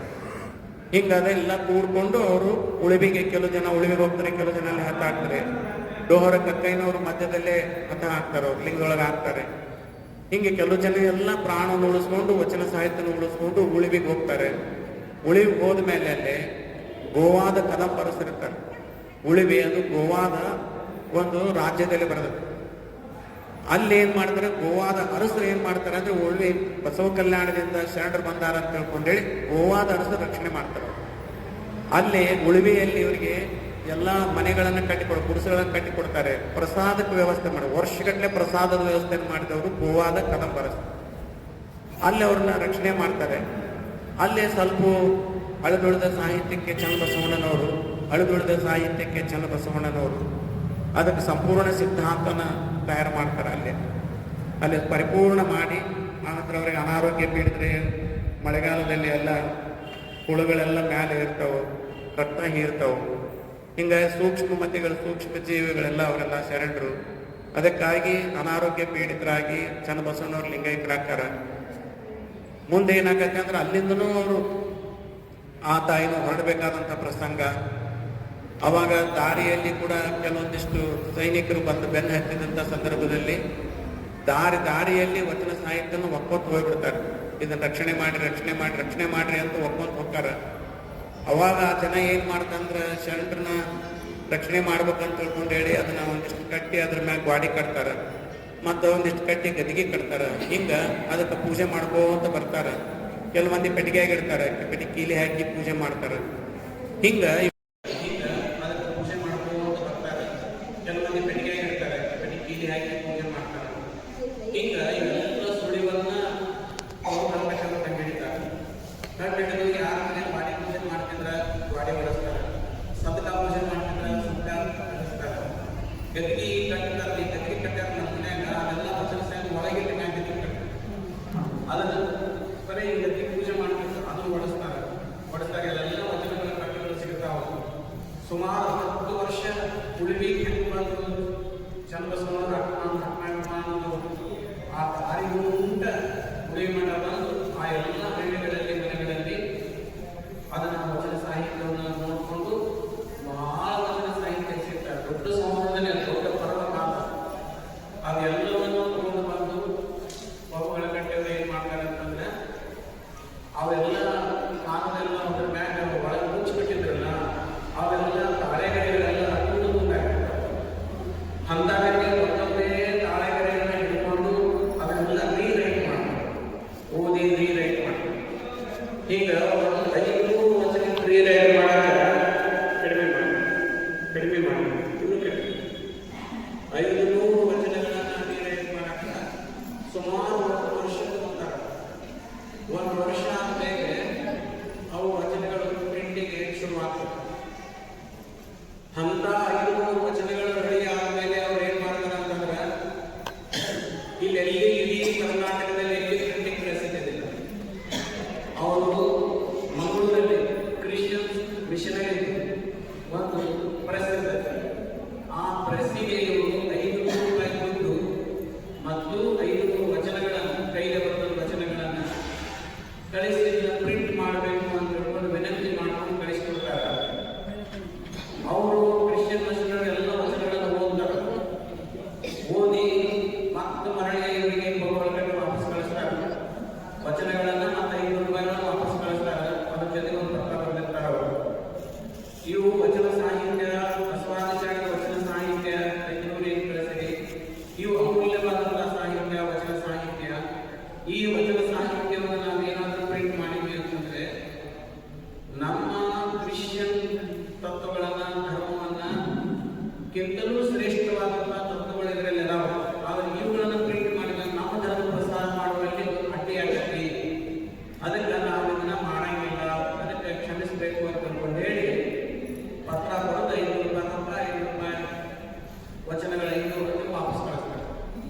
ಅವಾಗ ಒಂದು ಕಣ್ಣಲ್ಲಿ ಸಂತೋಷದ ಕಣ್ಣೀರು, ಮತ್ತು ಕಣ್ಣಲ್ಲಿ ದುಃಖದ ಕಣ್ಣೀರು. ಸಂತೋಷದ ಕಣ್ಣೀರು ಏನಂದ್ರೆ ಇಡೀ ಜಗತ್ತನ್ನು ಆವರಿಸಿಕೊಂಡದ್ದು ಕ್ರಿಶ್ಚಿಯನ್ ಧರ್ಮ. ಆ ಕ್ರಿಶ್ಚಿಯನ್ ಧರ್ಮಕ್ಕಿಂತಲೂ ಅತ್ಯಮೂಲ್ಯವಾದಂತಹ ತತ್ವಗಳು, ವಿಚಾರಗಳು, ವಚನ ಸಾಹಿತ್ಯಗಳದಾವೆ. ಇವುಗಳನ್ನು ಪ್ರಿಂಟ್ ಮಾಡಿದ್ರೆ ನಮ್ಮ ಧರ್ಮ ಪ್ರಸಾರ ಕಡ್ಡಿಯಾಗತ್ತೆ ಅಂತ ಪತ್ರ ಬರೆದಾರಲ್ಲ, ಅವರೇ ಕ್ರಿಶ್ಚಿಯನ್ರೇ ಒಪ್ಪಿಕೊಂಡ್ರು. ವಚನ ಸಾಹಿತ್ಯದಲ್ಲಿ ಅತ್ಯಂತ ಅಮೂಲ್ಯ ತತ್ವಗಳದಾವೆ ಅನ್ನೋದನ್ನು ಒಪ್ಕೊಂಡ್ರಲ್ಲ ಅನ್ನೋದೊಂದು ಸಂತೋಷ. ಆದ್ರೆ ಇನ್ನೊಂದು ನಮ್ಮ ಸಮಾಜ ಎಷ್ಟು ಬಡವ ಐತಿ ಅಂತಂದ್ರೆ ಒಂದು ವಚನ ಸಾಹಿತ್ಯನ ಪ್ರಿಂಟ್ ಮಾಡ್ಲಿಕ್ಕೆ ಬೇಕಾದ ಒಂದು ಪ್ರಿಂಟಿಂಗ್ ಪ್ರೆಸ್ ನಮ್ಮಲ್ಲಿ ಇಲ್ಲ ಅನ್ನೋದೊಂದು ನೋವು. ಅದಕ್ಕೆ ಎಲ್ಲಿ ಪ್ರೆಸ್ ಇದ್ದಿಲ್ಲ. ಅದಕ್ಕೆ ಅವರು ನಮ್ಮ ಮನೆಯನ್ನು ಮಾರಿ, ಸ್ವಂತ ಮನೆಯನ್ನು ಮಾರಿ ಒಂದು ಪ್ರಿಂಟಿಂಗ್ ಪ್ರೆಸ್ ಹಾಕಿ ಮೊಟ್ಟ ಮೊದಲಿಗೆ 500 ವಚನಗಳನ್ನು ನಾವೇ ಬಣ್ಣ ತೊಳಿತಿದ್ರು, ನಾವೇ ಮಳೆ ತೋರಿಸ್ತಿದ್ರು. ಅದನ್ನು ಕಲಿತು ಮಳೆ ತೋರಿಸಿ ಆ ನಂತರ ಅದನ್ನು ಪ್ರಿಂಟ್ ಮಾಡಿದ್ರು. ಫಸ್ಟಿಗೆ 500 ವಚನಗಳ ಪ್ರಿಂಟ್ ಆದವರು. ಮುಂದೆ ಆ ನಂತರ ಯಾವ ಸ್ವಂತ ಪ್ರಿಂಟಿಂಗ್ ಪ್ರೆಸ್ ಆದ ಮುಂದೆ ಸಾಕು ವಚನ ಶಾಸ್ತ್ರ ಸ್ನಾನ ಭಾಗ 1 ಭಾಗ 2 ಭಾಗ 3 ಹೀಗೆ ಸುಮಾರು 20,000 ವಚನಗಳನ್ನು ಅವ್ರು ಏನ್ ಮಾಡಿದ್ರು ಅಂತಂದ್ರೆ ಎಲ್ಲ ಎಷ್ಟೆಷ್ಟು ಸಿಕ್ಕಿದ್ದು ಎಲ್ಲ ವಚನಗಳನ್ನು ಅವರು ರೀರೈಟ್ ಮಾಡಿ ಪ್ರಿಂಟ್ ಮಾಡಿಸಿದ್ರು. ಇದು ಒಂದು ವೇಳೆ ಒಳಗಟ್ಟೆಯವರು ಒಂದು ವೇಳೆ ದೊರಕಿರಲಿಲ್ಲ ಅಂತಂದ್ರೆ ಅವ್ರು ಈ ಕೆಲಸವನ್ನ ಮಾಡಲಿಲ್ಲ ಅಂತಂದ್ರೆ ನಮಗೆ ಇವತ್ತು ವಚನ ಸಾಹಿತ್ಯ ಕೈ ಸಿಗ್ತಿದ್ದಿಲ್ಲ, ನಮ್ಮ ಧರ್ಮದ ಸ್ವರೂಪ ಹೇಗೆ ಅಂತ ಗೊತ್ತಾಗಿದ್ದಿಲ್ಲ, ನಾವು ಮತ್ತು ಕೂಡ ಪರಿಸ್ಥಿತಿಗಳಿಲ್ಲ ಅನ್ನೋದೇ ಅದಕ್ಕಾಗಿ ವಿಶ್ವಾನಂದ 12ನೇ ಶತಮಾನದ ಬಸವಾದ ಶರಣರ ತತ್ವ ಸಿದ್ಧಾಂತ ಹೆಂಗೆ ಯಾವ ಸ್ವರೂಪದಲ್ಲಿ ಇದೆ ಅಂತ ನಾವು ಕಂಡುಹಿಡಿದಾಗ ವಚನ ಸಾಹಿತ್ಯವನ್ನು ಹೋಗಬೇಕು. ವಚನ ಸಾಹಿತ್ಯದಲ್ಲಿ ಸಮಾನತೆ, ಸಹೋದರತೆ, ದಾಸೋಹ, ಕಾಯಕ ಇವೆಲ್ಲ ತತ್ವಗಳು ವಚನಗಳಲ್ಲಿ ಓದಾಕ ನಮಗೆ ಅರ್ಥ ಆಗುತ್ತೆ. ಹಿಂಗ ಪ್ರಭು ಹೊಳಗಟ್ಟೆಯವರು ಬಹಳ ನಿಷ್ಠೆಯಿಂದ ಇಡೀ ತಮ್ಮ ಜೀವನವನ್ನೇ ವಚನ ಸಾಹಿತ್ಯದ ಸಂಶೋಧನೆಗಾಗಿ, ಪ್ರಕಟಣೆಗಾಗಿ ಅವರನ್ನು ಕಳೆದು ಅವರೇ ವಚನ ಸಾಹಿತ್ಯವನ್ನು ಸಂರಕ್ಷಣೆ ಮಾಡಿದರು. ಪ್ರಭು ಹೊಳಗಟ್ಟೆಯವರು ಸಾಮಾನ್ಯ ವ್ಯಕ್ತಿ ಅಲ್ಲ. ಪ್ರಭು ಹೊಳಗಟ್ಟೆಯವರು ದೊಡ್ಡ ವಕೀಲರಾಗಿದ್ದರು, ಮುಂಬೈದಾಗ LLB ಕಲಿತಿದ್ರು ಮತ್ತು ದೊಡ್ಡ ಬಡತನದ ವ್ಯಕ್ತಿಯಾಗಿದ್ದರು. KLS ಸೊಸೈಟಿಯನ್ನು ಕಟ್ಟಿದವರು 7 ಮಂದಿ. ಆ 7 ಮಂದಿಯಲ್ಲಿ ತಮ್ಮಣ್ಣ ಚಕ್ಕೋಡಿ ಅಂತ ಹೇಳಿ ಬನ್ನಟ್ಟಿಯವರು ಅವರು 7 ಮಂದಿಯಲ್ಲಿ ಹೋದರು. ಅವರು ಭಗವಾನ ಕೊಟ್ಟಿರ್ತಾರೆ.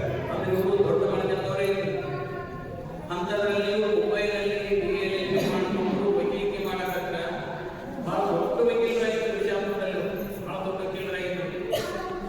ಅವ್ರ ಕೈಯಲ್ಲಿದ್ದಂತಹ ಒಬ್ಬ ಜೂನಿಯರ್ ವಕೀಲ ಸುಪ್ರೀಂ ಕೋರ್ಟ್ ಮುಖ್ಯ ನ್ಯಾಯಾಧೀಶರಾಗಿದ್ದಾರೆ ಗಜೇಂದ್ರ ಗಡ್ಕರ್ ಅವರು.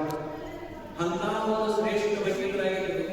ಅಕಸ್ಮಾತ್ ಬರೇ ವಕೀಲಿಕೆನ ಮಾಡಿದ್ರಂದ್ರೆ ಅವರು ಬಿಜಾಪುರದಾಗ ಅವರು ಬಂಗಾರ ಬಿಡ್ಲಿಕ್ಕಿಂತ ಮನೆ ಕಟ್ತಿದ್ರು. ಅಷ್ಟು ಶ್ರೀಮಂತರಾಗಿದ್ದರು. ಆದರೆ ಎಲ್ಲವನ್ನು ತ್ಯಾಗ ಮಾಡಿ ಸಮಾಜ ಸೇವೆಗೆ ಮತ್ತು ಎಷ್ಟು ಪ್ರಾಮಾಣಿಕರಾಗಿದ್ದಾರೆ ಅಂತಂದ್ರೆ ಅವರು ಘನತೆ ಬಹಳ ಮಾಡಬೇಕು. ವಚನ ಕನ್ನಡ ಅಖಿಲ ಭಾರತ ವಚನ ಸಾಹಿತ್ಯ, ಅಖಿಲ ಭಾರತ ಕನ್ನಡ ಸಾಹಿತ್ಯ ಸಮ್ಮೇಳನದ ಅಧ್ಯಕ್ಷರಾಗಿದ್ದರು. ಆ ಹಂತದಲ್ಲಿ ಅಖಿಲ ಭಾರತ ವೀರಶೈವ ಮಹಾಸಭೆ ಅಧ್ಯಕ್ಷರಾಗಿದ್ದರು. ಹೀಗೆ ಏನೇನು ಇಡೀ ಅಖಿಲ ಭಾರತ ಸಮ್ಮೇಳನದ ಅಧ್ಯಕ್ಷ ಸ್ಥಾನವನ್ನು ಅವರಿಗೆ ಅಲಂಕಾರ ಮಾಡುವಂತ ಯೋಗ್ಯತೆ ಇದ್ದು ಅದರ ಸ್ಥಾನವನ್ನು ಸಮಾಜ ಕೊಟ್ಟಿದ್ದಾರೆ. ಮತ್ತು ಬಾಂಬೆ ಕರ್ನಾಟಕದಲ್ಲಿ ಮುಂಬೈ ಸರ್ಕಾರದಲ್ಲಿ MLC ಆಗಿದ್ದರು. ಮತ್ತು ಇಡೀ ಬಿಜಾಪುರ ಬಾಗಲಕೋಟೆಯಿಂದ ಬರಗಾಲ ನಾಡಿದ್ರು. ಅದಕ್ಕೆ ಪ್ರಭು ಹೊಳಗಟ್ಟೆಯವ್ರನ್ನ ಏನ್ ಮಾಡಿದ್ರೆ ಅಧ್ಯಕ್ಷನಾಗಿ ಬರಗಾಲ ಕಾಮಗಾರಿಗೆ ಸುಮಾರು ಲಕ್ಷ ರೊಕ್ಕವನ್ನು ಕೊಟ್ಟರು. ಅದರ ಒಂದು ನಯೇ ಪೈಸೆಯನ್ನು ಕೂಡ ತಮ್ಮ ಸ್ವಂತ ಪಾಲ್ಗಡೆಯಿಂದ ಖರ್ಚು ಮಾಡಿದ ಹೊರತಾಗಿ ಒಂದು ನಯೇ ಪೈಸೆಯನ್ನು ತಮ್ಮ ಸ್ವಂತ ಖರ್ಚು ಮಾಡಲಿಲ್ಲ. ಪ್ರಭು ಹೊಳಗಟ್ಟೆಯವರು ಅಷ್ಟು ಪ್ರಾಮಾಣಿಕರು. ಬ್ರಿಟಿಷ್ ಸರ್ಕಾರ ಇವ್ರ ಮೇಲೆ ವಿಶ್ವಾಸ ಇಟ್ಟು 16 ಲಕ್ಷ ರೂಪಾಯಿಗಳನ್ನು ಅವರು ಸ್ವಂತ ಖಾತೆಗೆ ರೊಕ್ಕ ಹಾಕಿದ್ರು. ಬ್ರಿಟಿಷ್ ಸರ್ಕಾರ ಇವರು ಲೆಕ್ಕ ಸಹಿತ ಹೊಂದಿದ್ದಿಲ್ಲ. ಅಂತ ವಿಶ್ವಾಸನ ಬಳಸಿಕೊಂಡು ಸಂಜೆಗಳು ಒಂದು ನಯ ಪೈಸೆ ಒಳಗೆ ತಮ್ಮ ಸ್ವಂತಕ್ಕೆ ಪ್ರವಾಸಕ್ಕೆ ಸಹಿತ ಒಂದು ನಯ ಪೈಸೆ ಖರ್ಚಾಗಿದ್ದಿಲ್ಲ. ತಮ್ಮ ಸ್ವಂತದಲ್ಲೇ ಪ್ರವಾಸ ಹಳ್ಳಿ ಹೋಗಿ ಅದು ಬರಗಾಲ ಕಾಮಗಿರಿಯನ್ನು ಪ್ರಾರಂಭ ಮಾಡಿ ಜನರಿಗೆಲ್ಲ ಉದ್ಯೋಗ ಕೊಟ್ಟು ಆ ಉದ್ಯೋಗಕ್ಕೆ ಅವರು ಪ್ರಾರಂಭಿಸಿದ್ರು. ಇಡೀ ಬಾಗಲಕೋಟೆ ಬಿಜಾಪುರ ಇಂಥ ಒಂದು ದೊಡ್ಡ ಸ್ಥಾನದೊಳಗಿದ್ದಂಥವ್ರು. ಮತ್ತು ಇನ್ನೂ ಒಂದು ಏನಂತಂದ್ರೆ ಸಿದ್ದೇಶ್ವರ ಬ್ಯಾಂಕ್ ಐತೆ. ಆ ಸಿದ್ದೇಶ್ವರ ಬ್ಯಾಂಕ್ ಸುಮಾರು 1,000 ಕೋಟಿ ವ್ಯವಹಾರ ಮಾಡತಕ್ಕಂಥ ಬ್ಯಾಂಕ್ ಬಿಜಾಪುರದಲ್ಲಿ. ಅದನ್ನೇ ಪ್ರಭು ಹೊಳಗಟ್ಟೆಯವರೇ ಕಟ್ಟಿದ್ರು. ಜನರಿಗೆ ಆರ್ಥಿಕ ಸಹಾಯ, ಲೋನ್ ತಗೊಂಡು ಉದ್ಯೋಗ ಮಾಡಬೇಕು ಅನ್ನೋದು ಅವರೇ ಅವರೇ ಅವರು ಒಂದು ಬ್ಯಾಂಕ್ ಅನ್ನು ಸ್ಥಾಪನೆ ಮಾಡಿದ್ರು. ಅದರ ಜೊತೆಗೆ ಬಾಲಕಿಯರಿಗಾಗಿ, ಬರೀ ಹೆಣ್ಣು ಮಕ್ಕಳಿಗಾಗಿ 3 ಕನ್ನಡ ಶಾಲೆಗಳನ್ನು ಪ್ರಾರಂಭ ಮಾಡಿದರು.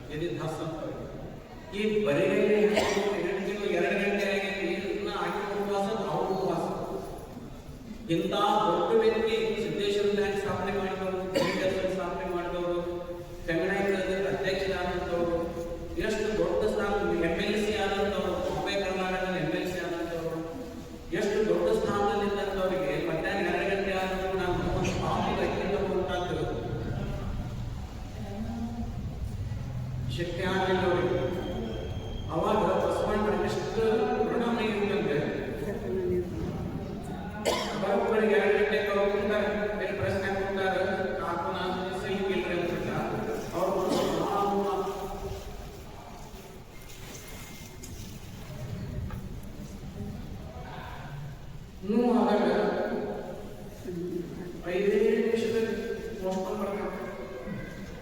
ಪೋಸ್ಟ್ಮನ್ ಬಂದು ಸರಳ 20 ರೂಪಾಯಿ ಮನೆ ಆರ್ಡರ್ ಮಾಡಿ ಅಂತ ಹೇಳ್ತಾರೆ.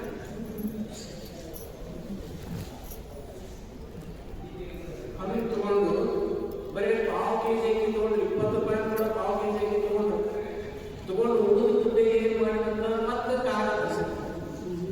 ಕಾಲ ಪ್ರಿಂಟಿಂಗ್ ಪ್ರೆಸ್ ಮತ್ತೆ ನಾಳೆ ಶಿವಾನ ಇವತ್ತು ಪಾವು ಕೆಜಿ ಅಕ್ಕಿ ಮಾಡಿ ನಾಳೆ ಮತ್ತೆ ಪಾವು ಕೆಜಿ ಅಕ್ಕಿ ಶಿವಾನ ನೀವು ದುಡ್ಡು ನಾಳೆಗೆ ನನ್ನ ಮಟ್ಟಿಗೆ ಇಡಬಾರ್ದನ್ನ ಇದನ್ನ ವಚನ ಸಾಹಿತ್ಯ ಪ್ರಿಂಟ್ ಮಾಡಕ್ಕೆ ಕಾರಣ ತರಿಸೋದು ಕಾರಣ ತರಿಸೋದ್ರ ಹೊರತಾಗಿ ಮರ್ದಿವ್ಸ ಪಾವು ಕೆಜಿ ಅಕ್ಕಿ ರೊಕ್ಕ ಇಟ್ಕೊಂಡ್ಬಿಡ್ತಾರೆಲ್ಲ ಬೇಕಾದ್ರೆ 2 ಕೆಜಿ ಅಕ್ಕಿ ಒಯ್ದು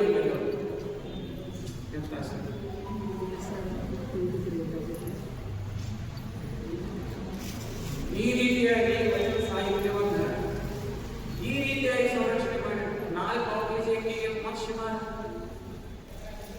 ಇಂಥ ಅದ್ಭುತವಾದಂಥ ವ್ಯಕ್ತಿತ್ವ ಇಷ್ಟು ತ್ಯಾಗದಿಂದ ವಚನ ಸಾಹಿತ್ಯವನ್ನು ಇವತ್ತು ನಮ್ಮ ಪ್ರಕಾರ ಅದಕ್ಕೆ ಇವತ್ತು ಜಯಂತಿ ಮಾಡ್ತೀವಿ. ಇದು ನಮ್ಮೆಲ್ಲರ ಮೇಲೆ ಜವಾಬ್ದಾರಿ. ಅವ್ರು ಹೇಳ ಕೊನೆಯ ಆಸೆಗಳಿಂದ ಆಸೆಗಳಿಂದ ಎಲ್ಲರೂ ಲಿಂಗ ಪೂಜೆ ಅಂತ ವಚನ ಓದ್ರಿ, ವಚನ ಸಾಹಿತ್ಯದ ಸಮ್ಮೇಳನ ಮಾಡ್ರಿ, ವಚನ ಸಾಹಿತ್ಯ ಪ್ರಸಾರ ಮಾಡ್ಲಿಕ್ಕೆ ಏನಿಲ್ಲ ಮಕ್ಕಳಿಗೆ ವಚನ ಕಂಠಪಾಠ ಸ್ಪರ್ಧೆ ಏರ್ಪಡಿಸ್ರಿ ಶಾಲೆಗಳಲ್ಲಿ. ಇದೆಲ್ಲ ಪ್ರಭುಗಳ ಆಶೆಗಳೆಲ್ಲ ಇದೆಲ್ಲ ವಚನ ಸಾಹಿತ್ಯ ಪ್ರತಿ ಮನೆಗೂ ಹೋಗ್ಬೇಕು. ಅಂದ್ರೆ ಇದರಲ್ಲಿ ಯಾಕೆ ಮನೆಗೆ ಹೋಗ್ಬೇಕಂದ್ರೆ ಸಮಾನತೆ ಐತಿ, ಜನರಲ್ಲೂ ಸಮಾನತೆ ಐತಿ, ಕಾಯಿಲೆ ಸಿದ್ಧಾಂತ ಐತಿ, ಮನುಷ್ಯನೇ ದೇವ ನಾಡಿ ಐತಿ, ಮನುಷ್ಯ ದ್ವೇಷ ಅಸೂಯೆ ಮತ್ತು ಒಳಗಾಡಕತ್ತಾನ ಅದೆಲ್ಲವನ್ನು ನಿವಾರಣೆ ಮಾಡಿ ಮನಸ್ಸು ಶುದ್ಧಿಯನ್ನು ಇಟ್ಕೊಂಡು ಮನುಷ್ಯನೇ ದೇವರಾಗುವಂತ ಒಂದು ಮಾರ್ಗದಲ್ಲಿ ವಚನ ಸಾಹಿತ್ಯ ಐತಿ. ಅದಕ್ಕೆ ಇದು ವಚನ ಸಾಹಿತ್ಯದ ಮಾರ್ಗವನ್ನು ಹಿಡ್ಕೊಂಡು ಬಂದ ಮನುಷ್ಯ ಏನಾಗ ದೇವರಾಗ್ತಾನ. ಅದಕ್ಕಾಗಿ ಪ್ರತಿ ಮನೆಗೂ ಜಾಗೃತಿ ಇರ್ತದೆ, ಎಲ್ಲ ಮನೆಗೂ ಹೋಗಬೇಕು ಅನ್ನೋದು ಅವರ ಆಶೆ ಇತ್ತು. ಅದಕ್ಕೆ ಎಲ್ಲ ಶಾಲಾ ಕಾಲೇಜುಗಳೆಲ್ಲ ಮಕ್ಕಳಿಗೆ ವಚನ ಪಾಠ ಮಾಡಿ ವಚನ ಸಾಹಿತ್ಯದ ನಮ್ಮ ಜೀವನ ಬದುಕಿಸ್ರಿ. ವಚನ ಸಾಹಿತ್ಯದ ಪ್ರಕಾರ ಎಲ್ಲ ತನ್ನ ಮನೆತನದ ಎಲ್ಲ ಕಾವ್ಯಗಳಲ್ಲಿ ವಚನಗಳನ್ನೇ ಬಳಸ್ರಿ. ಸ್ವಾಮಿಗಳು ನೀವು ಪೂಜೆದಾಗ ಕೂತಾಗ ವಚನಗಳನ್ನೇ ಹೇಳ್ಕೊಂಡು ಪೂಜೆ ಮಾಡಿ ಅಂತ ಹೇಳಿದ್ರು. ಹಿಂಗ ಪ್ರಭು ಹೊರಗಟ್ಟೆ ಅವರು ಎಲ್ಲವನ್ನೂ ಹೇಳಿದ್ದಾರೆ ಅವರೆಲ್ಲ. ಅದಕ್ಕಾಗಿ ಇವತ್ತಿನ ದಿವಸ ಅಂತ ಪ್ರಭು ಹೊರಗಟ್ಟ ವಚನ ಸಾಹಿತ್ಯವನ್ನ ಇವತ್ತು ವಚನ ಸಂರಕ್ಷಣಾ ವಚನ ಸಂರಕ್ಷಣಾ ಸರ್ಕಾರಗಳು ಅದನ್ನು ಆಚರಣೆ ಮಾಡ್ತಿದ್ದಾರೆ. ಅದಕ್ಕೆ ಇದಕ್ಕೆಲ್ಲ ಏನು ಕಾರಣ ನಮ್ಮ ತಿರುಜನರಾಯ ಅವರು ಬಹಳ ಕಷ್ಟಪಟ್ಟು ಕರೋನಾದಾಗ ಮತ್ತೆ ಮಂತ್ರಿಗಳು ಮುಖ್ಯಮಂತ್ರಿ ಭೇಟಿಯಾಗಿ ಅವರು ಕೊರೋನಾದಾಗ ಅವರು ನಾಳೆಗೆ ಅವರು ರಾಜೀನಾಮೆ ಕೊಡ್ತಾರೆ. 12 ಗಂಟೆಗೆ ಸಹಿ ಮಾಡಿಸ್ಕೊಂಡ್ರೆ ನಾಳೆ ಬೆಳಗ್ಗೆ 9 ಗಂಟೆಗೆ ರಾಜೀನಾಮೆ ಕೊಡೋದೈತೆ. ಎದಕ್ಕೆ ಹೋಗಿ ಗೌರ್ಮೆಂಟ್ ಆಫೀಸ್ಗಳಿಗೆ ರಾಜೀನಾಮೆ ಕೊಡೋದೈತೆ.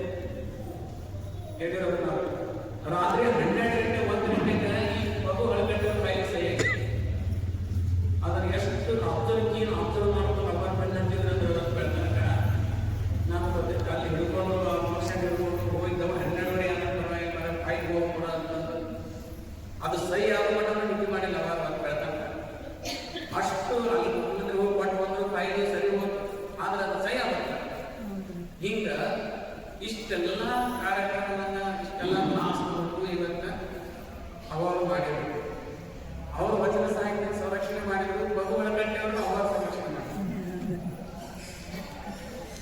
ಇದು ಒಂದು ಸೇವಾ ಇಂಥ ಶರಣರ ಸೇವೆಯನ್ನು ನಾವು ಮಾಡಬೇಕು.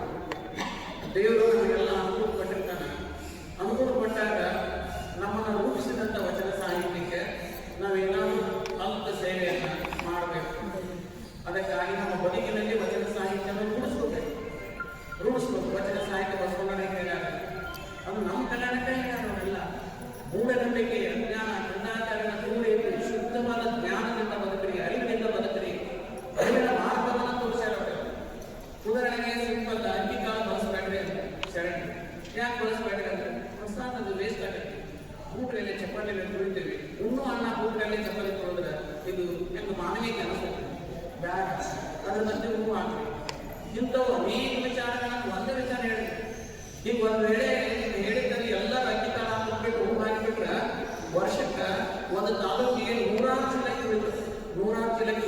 ಆ 100 ಚೀಲ ಅಕ್ಕಿ ನಾವು ಪ್ರೊಡಕ್ಷನ್ ಮಾಡ್ಬೇಕು, ಅದು ವೇಸ್ಟ್ ಆಗೋದು ತಪ್ಪಿಸಿದ್ದಲ್ಲ ಪ್ರೊಡಕ್ಷನ್ ಮಾಡಬೇಕಾದ್ರೆ.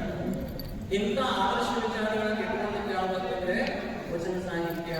ವಚನ ಸಾಹಿತ್ಯ ಇದು ಒಂದು ಜಾತಿ ಸಾಹಿತ್ಯ ಅಲ್ಲ, ಧರ್ಮದ ಸಾಹಿತ್ಯ ಅಲ್ಲ. ಇದು ಮನುಕುಲದ ಸಾಹಿತ್ಯ. ಮನುಷ್ಯರೆಲ್ಲರೂ ದೇವರಾಗಬೇಕು, ಮನುಷ್ಯರೆಲ್ಲರೂ ಅರಿವಿನ ಸ್ವರೂಪಿಗಳಾಗಬೇಕು ಅನ್ನುವಂಥ ಮಾರ್ಗವನ್ನು ತೋರಿಸೋದು ಯಾವುದಂತಂದ್ರೆ ವಚನ ಸಾಹಿತ್ಯ. ಅದಕ್ಕಾಗಿ ಇದಕ್ಕೆ ನಮ್ಮಂತವ್ರ ಕೆಲವರು ಬಂದು ಧರ್ಮ ಸ್ವಲ್ಪ ಕೊಟ್ವಿ, ಇದು ಲಿಂಗಾಯತ್ವಿ, ಧರ್ಮಕ್ಕೆ ಇದಕ್ಕೆ ಲೇಪ ಮಾಡಿದ್ವಿ, ಇದಕ್ಕೆ ಮತ್ತೊಂದು ಏನು ಮಾಡಿದ್ವಿ, ಸಂಕುಚಿತ ಮಾಡ್ತೀವಿ ವಚನ ಸಾಹಿತ್ಯ. ಅದು ನಮ್ಮ ತಪ್ಪೆ. ಅದಕ್ಕಾಗಿ ಒಂದು ಧರ್ಮದ ಸಾಹಿತ್ಯ ಅಲ್ಲ, ಒಂದು ಜಾತಿ ಸಾಹಿತ್ಯ ಅಲ್ಲ, ಇಡೀ ಮನುಕುಲದ ಸಾಹಿತ್ಯ. ಮನುಷ್ಯರೆಲ್ಲರೂ ದೇವರಾಗಬೇಕು, ಮನುಷ್ಯರೆಲ್ಲರೂ ದೇವರಾಗಬೇಕು, ಮನುಷ್ಯರೆಲ್ಲ ಅರಿವಿನ ಸ್ವರೂಪಿಗಳಾಗಬೇಕು, ಅರಿವಿನಿಂದ ಜೀವನ ಮಾಡಬೇಕು ಅನ್ನುವಂಥ ಹೇಳೋದನ್ನೇ ವಚನ ಸಾಹಿತ್ಯ. ಅದಕ್ಕಾಗಿ ಇವತ್ತಿನ ದಿವಸ ವಚನ ಸಾಹಿತ್ಯದ ಒಂದು ಬೆಳಕಿನಲ್ಲಿ ಇವತ್ತು ಪ್ರಭು ಹೊಳಕಟ್ಟೆ ಅವರು ಜಯಂತಿ ಮಾಡಿದ್ದು ಬಹಳ ಅತ್ಯಂತ ಸ್ತುತ್ಯವಾದದ್ದು. ಮತ್ತು ಈ ಸಂದರ್ಭದಲ್ಲಿ ನಮ್ಮ ಅಕ್ಕನವರ ಸುಮಾರು 70 ವರ್ಷ ಅಕ್ಕನವರಾಗಿ 70 ವರ್ಷದ ಇತಿಹಾಸವನ್ನು ಸಂಪೂರ್ಣವಾಗಿ ನೆಲೆನಿಂತಿದೆ. ಆ ಎಲ್ಲ ತಾಯಿಗಳಿಗೆ, ಅಧ್ಯಕ್ಷರಾದ ತಾಯಿಗಳಿಗೆ ಎಲ್ಲರಿಗೂ ಸನ್ಮಾನ ಮಾಡಿದ್ದಾರೆ. ಆ ನಂತರ ಎಲ್ಲ ಅಕ್ಕನವರವರಿಗೆ ಕದಡಿ ವೇದಿಕೆಯಲ್ಲಿ ಶರಣ ಸತ್ಯ ಲಿಂಗಪತಿ ಏನು ಮಾಡಿದ್ರು ಅವರಿಗೆಲ್ಲ ಸನ್ಮಾನ ಮಾಡಿದ್ರು. ಹಿಂಗ ಇದೊಂದು ಏನಪ್ಪಾ ಅಂತಂದ್ರೆ ಎಲ್ಲ ತಾಯಿಗಳಿಗೆ ಇಲ್ಲಿವರೆಗೆ ಕೆಲಸ ಮಾಡಿರಲ್ಲ, ಅವ್ರಿಗೆ ಪ್ರಭು ಹೊರಕಟ್ಟಿಯವರು ಒಂದು ಸಂರಕ್ಷಣೆ, ಅವ್ರು ಪ್ರಭು ಹೊರಕಟ್ಟಿಯವರು ಒಂದು ಆಶೀರ್ವಾದ. ಇದು ಒಂದು ಬಹಳ ಸೌಭಾಗ್ಯನೇ ಇದೆ. ಪ್ರಭು ಹೊರಕಟ್ಟಿಯವರು ಸಾಮಾನ್ಯ ಶರಣರು, ಎಷ್ಟು ತ್ಯಾಗ ಜೀವಿಗಳು. ಅದಕ್ಕಾಗಿ ಅವರು ಅನುಗ್ರಹ ಇದೆ. ಇವತ್ತಾದ ಪ್ರಶಸ್ತಿ ಅಕ್ಕಗಳಿಗೆ ಬಂದದ್ದು, ಆ ನಂತರ ಎಲ್ಲ ಅಕ್ಕಗಳೆಲ್ಲ ಅಧ್ಯಕ್ಷರಿಗೆ ಪ್ರಭು ಹೊರಕಟ್ಟಿಯವರು ಬಂದು ಸತ್ಕಾರ ಆಗಿತ್ತು, ಇದೆಲ್ಲ ಅವರ ಅನುಗ್ರಹ. ಹಿಂಗ ಮುಂದೆ ಇದೆಲ್ಲ ಸೇವೆ ಮಾಡ್ಕೊಂಡು ಬಂದಿರಿ ಅಂತ ತಿಳ್ಕೊಂಡೇವಿ, ಪ್ರಭು ಹೊರಕಟ್ಟಿಯವರು ಹಂಗೆ ಬರಂಗಿಲ್ಲ. ಅದಕ್ಕಾಗಿ ಮಾದರಿಯಾದ ಸಂಸ್ಥೆ ಈಗ ನಮ್ಮ BM ಮಾಡಿ ಪ್ರಭು ಹೊರಕಟ್ಟಿಯವರ ಮೇಲೆ ಮಹಾಲಿಂಗಪುರದಲ್ಲಿ ಡಿಗ್ರಿ ಕಾಲೇಜ್ ಇದೆ, ಮಹಾಲಿಂಗೇಶ್ವರ ಡಿಗ್ರಿ ಕಾಲೇಜ್. ಅಲ್ಲಿ ಆ ಡಿಗ್ರಿ ಕಾಲೇಜಲ್ಲಿ BM ಮಾಡಿ ಪ್ರೊಫೆಸರ್ ಅವರು ಪ್ರೊಫೆಸರ್ ಏನು ಮಾಡಿದಂತೆ ಪ್ರಭು ಹೊರಕಟ್ಟಿಯವರ ಮೇಲೆ PhD ಮಾಡಿದರು ಸಣ್ಣ ವಯಸ್ಸಿಗೆ. ಅವ್ರು ಇಡೀ ಸಮಗ್ರ ಜೀವನ ಚರಿತ್ರೆಯನ್ನು ಅಭ್ಯಾಸ ಮಾಡಿ, ಅವರ ಕೃತಿಗಳನ್ನು ಅಭ್ಯಾಸ ಮಾಡಿ PhD ಮಾಡಿದ್ರೆ ಅವರಷ್ಟು ಪ್ರಭು ಹೊರಕಟ್ಟಿಯವರಿಗೆ ಕೊಟ್ಟು ಕೆಲಸ ಮಾಡ್ಯಾರ. ಆ PhD ಮಾಡಿ ಒಂದು ಪುಸ್ತಕ ಪ್ರಿಂಟ್ ಮಾಡಿಸಿ ಅಷ್ಟು ಕೈ ತೊಗೊಳ್ಳಲ್ಲ. ಅದಕ್ಕೆ ಪ್ರಭು ಹೊರಕಟ್ಟಿಯವರ ಸೇವೆಯನ್ನು ಮಾಡಬೇಕು ಅಂತ ಮಹಾತ್ಮರಾಗಬೇಕು ಹೇಳಿ ಅನಿಸಿ ಅವರೆಲ್ಲ ಪ್ರಭು ಹೊರಕಟ್ಟಿಯವರು ಇಡೀ ವಿಚಾರಧಾರೆಯನ್ನ ಪ್ರಭು ಹೊರಕಟ್ಟಿಯವರು ಸಮ್ಮೇಳನಗಳನ್ನು ಮಾಡಿ ಪ್ರಭು ಹೊರಕಟ್ಟಿಯವರು ಎಲ್ಲ ವಿಚಾರಗಳನ್ನು ಜನರಿಗೆ ತಿಳಿಸಾಕತ್ತಾರೆ.